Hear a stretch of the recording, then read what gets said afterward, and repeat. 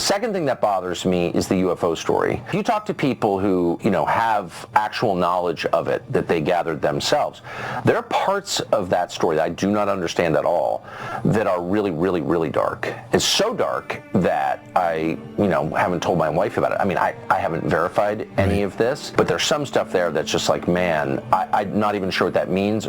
There's a spiritual component there that I don't fully understand. That story bothers me. And I think, last thing I'll say, that one of the reasons that we've had all these disclosures and all of these, 10 whistleblowers at this point, and it hasn't really become front page news. Part of it's suppression.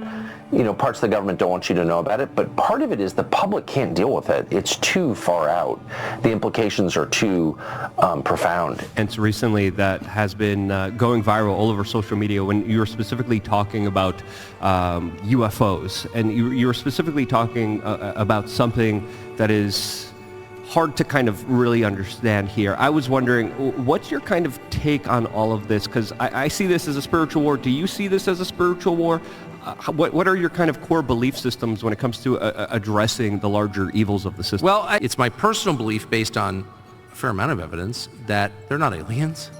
They've always been here, and I do think it's spiritual. That's my view. So, and again, it's not provable, but based on the evidence, I think. I'm with you. Absolutely. Well, the military has been working in this realm for a very long time. They have been also trying to weaponize it. There's also a lot of crazy experiments that they did with DMT, hooking people up essentially to DMT IVs, having people go off into the spiritual realm. So if the U.S. government has in fact had direct contact with these beings, whatever they are, I've already told you what I think they are, and has entered into some sort of agreement with them, which is the claim of informed people. If that is true, it's a very, very, very heavy thing. Yeah. Are angels and demons, or how would you describe these beings?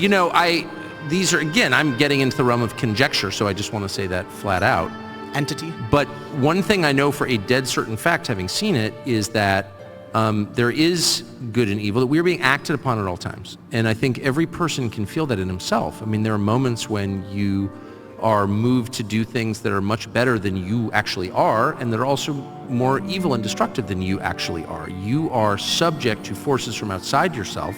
That is absolutely true. There are forces that are not human, that do exist in a spiritual realm of some kind, that we cannot see, and that when you think about it, sort of make you think we live in an ant farm, right? That is real, okay?